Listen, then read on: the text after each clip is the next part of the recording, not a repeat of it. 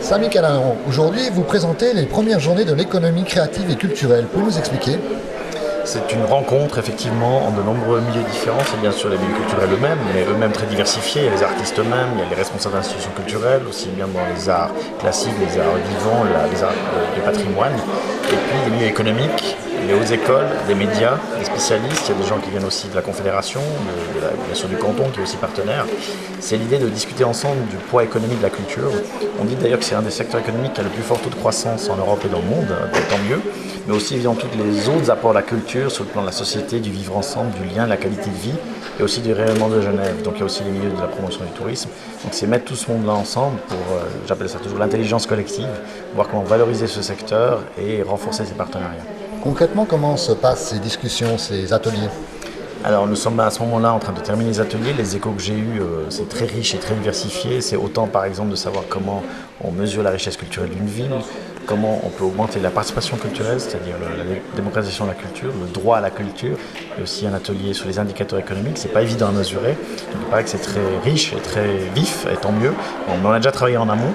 On a déjà fait plein d'actions déjà depuis que je suis arrivé au département. Par exemple, les journées des métiers d'art, ça c'est l'aspect des métiers, valoriser tous les métiers, y compris ceux qu'on ne voit pas.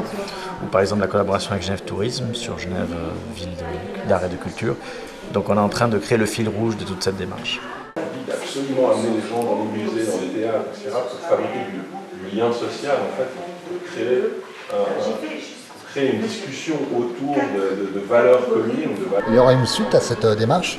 Oui, alors à part bien sûr les actes de ces journées, pour que ça puisse être partagé avec d'autres, on est en train de se mettre d'accord avec toute une série de partenaires, aussi bien économiques que culturels, avec le service cantonal de la culture, la banque cantonale, l'office cantonal de la statistique, pour établir un état des lieux de ce que représente économiquement parlant la culture à Genève. D'autres villes l'ont fait en Suisse, et ça représente une partie parfois insoupçonnée de l'activité économique et la création de richesses d'une ville. Le public, le simple public peut participer à ces discussions?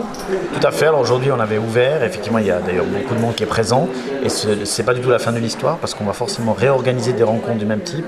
Ce qu'on nous demande aussi beaucoup, c'est des ateliers très concrets où les gens peuvent échanger des exemples réussis de comment on monte un projet culturel, comment on peut trouver des partenaires, comment on peut faire interagir la culture avec le reste de la cité. Il y a des soutiens privés à cette démarche? Oui, il y a de nombreux représentants aujourd'hui des milieux économiques en général, des fondations, de mécènes, qui sont curieux de voir aussi l'échange et de travailler concrètement avec d'autres partenaires. Donc effectivement, c'est une démarche très plurielle en termes de partenaires. Par contre, on peut y rajouter aussi les métiers autour de la culture et dans nos institutions. Donc, la première et la deuxième édition, on a surtout cherché à montrer le nombre